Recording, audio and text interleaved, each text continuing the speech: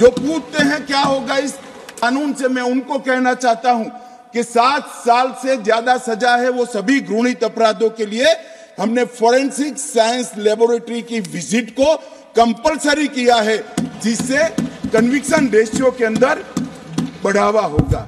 ये जो पूछते हैं क्या होगा इस कानून से, इनको मैं कहना चाहता हूं, अंग्रेज चले गए, पूरे देश में 4 प्रकार की न्याय प्रणाली चलती थी।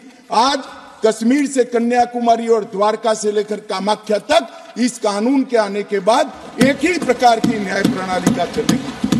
मान्यवर, ये पूछते हैं क्या होगा, मैं इनको बताना चाहता हूं। महिलाओं के अधिकारों की रक्षा की बात थी, वो आप विदेश से आए हुए कंसेप्ट और एनजीओ को थोपे गए विचारों से करते थे।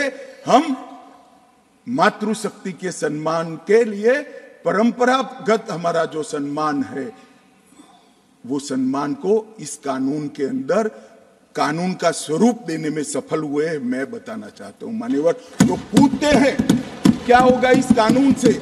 आजादी के 75 साल तक और 4 दशक से आतंकवाद का दंश झेलने के बाद इस देश की आपराधिक न्याय प्रणाली के कानूनों के अंदर आतंकवाद की डेफिनेशन नहीं थी। नरेंद्र मोदी जी ने जीरो टॉलरेंस टुवर्ड आतंकवाद का परिचय कराते हुए टेररिज्म की डेफिनेशन को इसके अंदर शामिल किया है। मान्यवर, जो पूछते हैं कि इस कानून से क्या होगा, मैं उनको बताना चाहता हूं कि इस कानून से राज्यद्रोह अब देशद्रोह के अंदर बदल गया है। राज्य के शासन की रक्षा के लिए एक जमाना था जब ब्रिटिश ताज का इस देश के अंदर शासन था। मान्यवर, रानी के खिलाफ कोई आवाज नहीं कर सकता, फांसी पे चढ़ा दिए जाए। महात्मा गांधी हो, तिलक महाराज हो, वीर सावरकर हो, वो राजद्रोह के कानून में कई साल जेल में रखे और आपने भी इसका उपयोग बखूबी किया। इमरजेंसी के अंदर ढेर सारे लोगों को जेल में डाल दिया, ढेर सारे विपक्ष के नेताओं।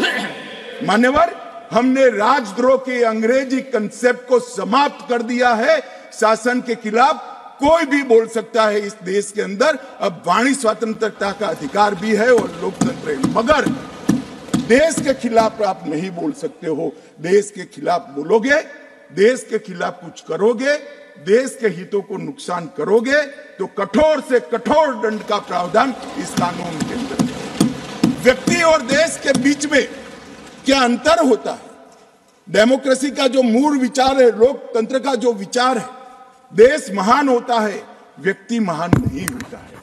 मान्यवर, इसको इस कानून के माध्यम से हम ला रहे हैं।